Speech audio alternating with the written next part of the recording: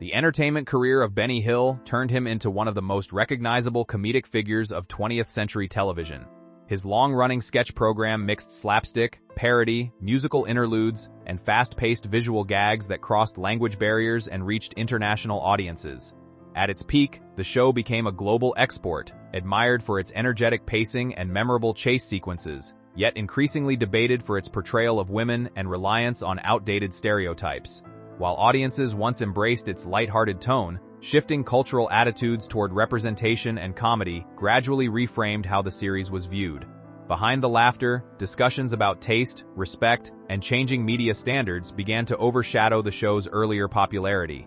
These tensions would eventually become central to understanding why a program once celebrated as harmless fun became a symbol of controversy in later decades, setting the stage for its decline and cancellation. A formative childhood and early artistic influences. Born in Southampton in the United Kingdom, Benny Hill grew up in a household shaped by working-class discipline and faint echoes of performance heritage. His family background included ties to entertainment through earlier generations, which subtly influenced his interest in performance. Before becoming a household name, he worked a series of ordinary jobs that exposed him to different walks of life, including retail work, delivery roles, and manual labor. These experiences later informed his ability to portray a wide range of characters with familiarity and humor. He also developed musical skills as a drummer, adding rhythm and timing to his comedic instincts. Exposure to British variety entertainment and music hall traditions helped shape his comedic sensibilities, particularly the exaggerated physical humor and quick character shifts that defined his later television work. Long before fame, his personality was already forming around observation, mimicry, and timing, key traits that would become central to his career: military service and the discipline of performance. During the Second World War, he served in the British Army within the Royal Electrical and Mechanical Engineers, where he trained as a mechanic and performed roles including vehicle maintenance and logistical support. He also worked as a driver and searchlight operator, contributing to operational defense efforts during wartime campaigns in Europe. His deployment placed him within significant military operations, including service connected to the Normandy period. Later in his service, he joined the Combined Services Entertainment Unit, where performers were organized to boost troop morale through comedy, music, and stage acts.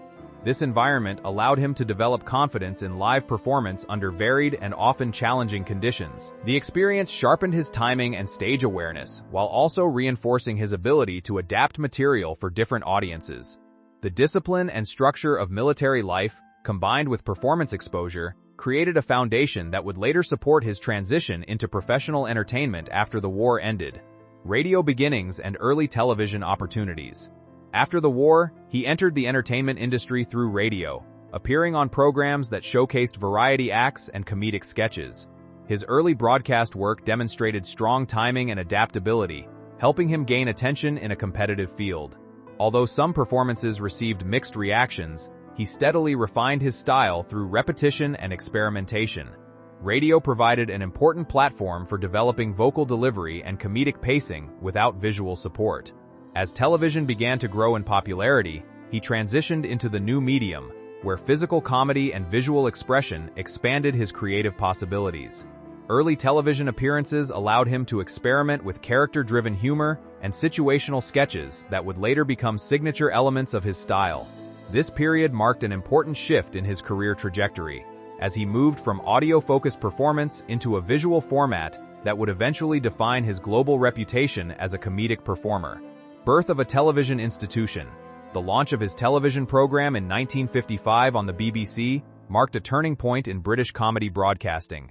The show combined live studio sketches with pre-recorded segments, creating a flexible structure that supported rapid-fire humor and visual experimentation. Drawing inspiration from music hall traditions, it featured exaggerated characters, slapstick sequences, and satirical takes on everyday life. The format allowed for recurring gags and evolving characters, giving audiences familiar comedic anchors while still introducing new material each episode. The production style emphasized timing and rhythm, often relying on quick transitions and minimal narrative complexity. This approach made the show accessible to a broad audience, helping it gain popularity across different age groups. As the program developed, it became a defining example of mid-century television comedy, establishing a template that would influence variety-based entertainment for years to come. Collaborators and creative ensemble. The success of the show relied heavily on a rotating ensemble of performers and writers who contributed to its evolving comedic identity.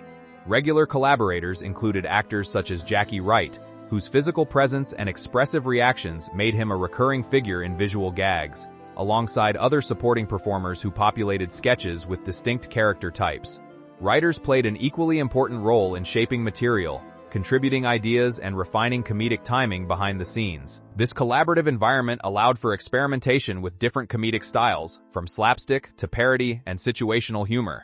The chemistry between performers and writers ensured that sketches maintained energy and variety across episodes. While the central performer remained the driving creative force, the supporting cast provided essential balance, allowing sketches to function as ensemble pieces rather than solo showcases. This teamwork contributed significantly to the longevity and popularity of the program. Network changes and creative expansion.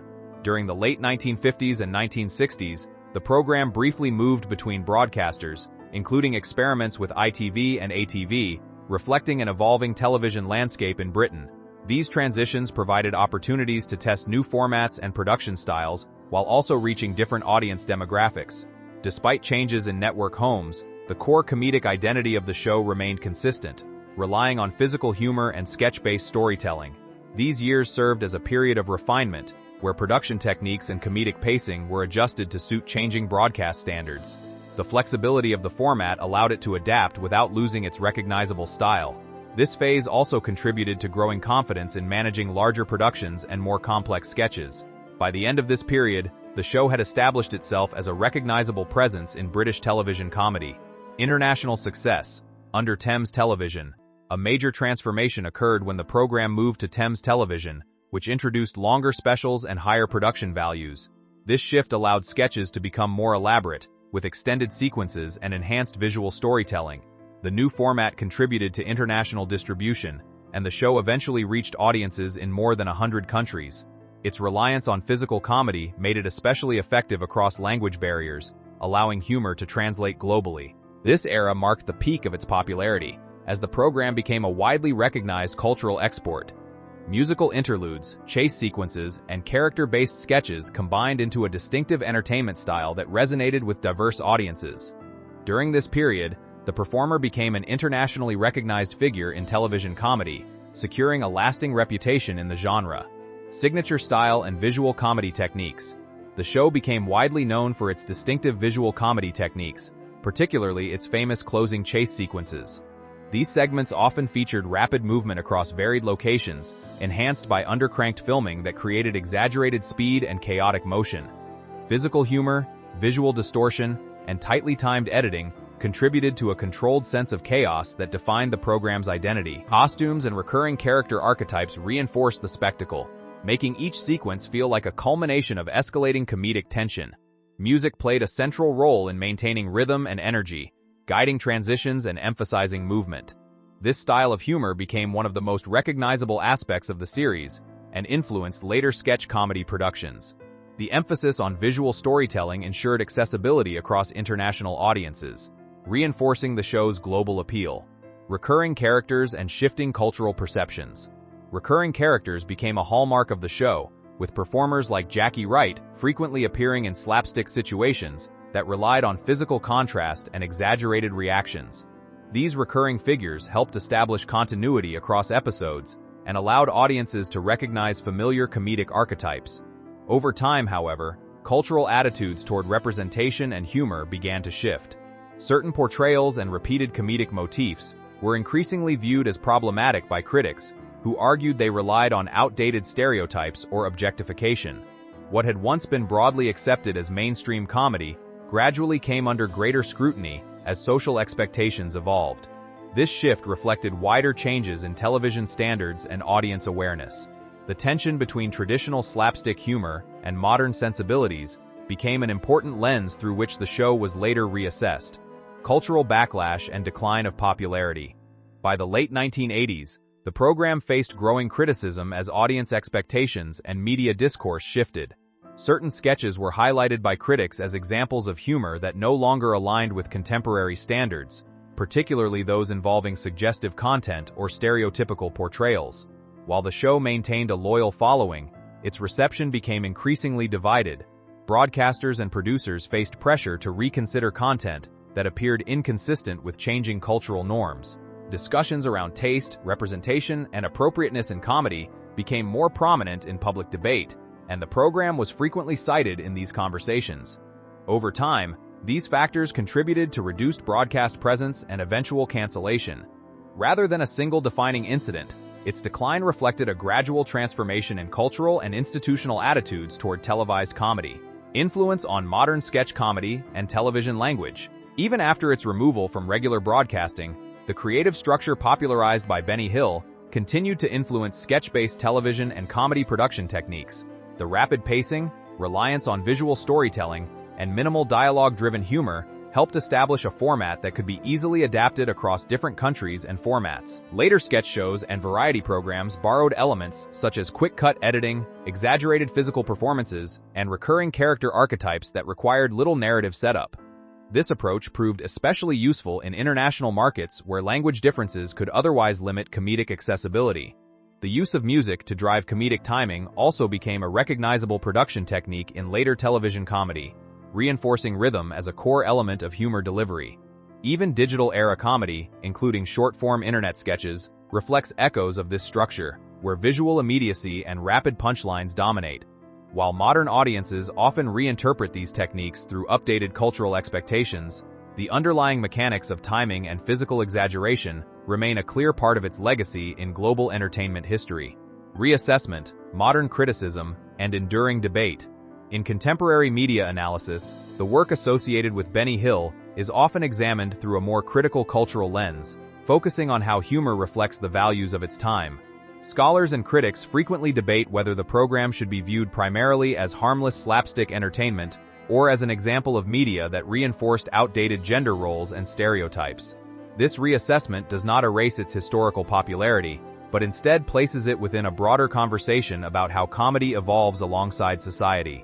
Some defenders argue that the show was intended as exaggerated parody rather than social commentary, while others highlight that audience perception ultimately shapes meaning, regardless of intent. The tension between nostalgia and critique continues to define discussions about its place in television history. In modern contexts, reruns and clips are often received differently than during their original broadcast, showing how cultural interpretation shifts over time. As a result, the legacy of Benny Hill remains both influential and contested, illustrating how entertainment can simultaneously endure and be re-evaluated across generations. Legacy of a controversial comedy icon. Despite its cancellation, the legacy of Benny Hill remains complex and widely discussed. The show left a significant mark on global television through its innovative use of visual humor, musical parody, and fast-paced sketch structure. At the same time, it is remembered as a program that reflects how comedic boundaries shift across generations. The career of Benny Hill illustrates both the creative reach and cultural limitations of mainstream entertainment in the 20th century. While audiences continue to debate its place in comedy history, its influence on later sketch programs and physical comedy formats is widely acknowledged.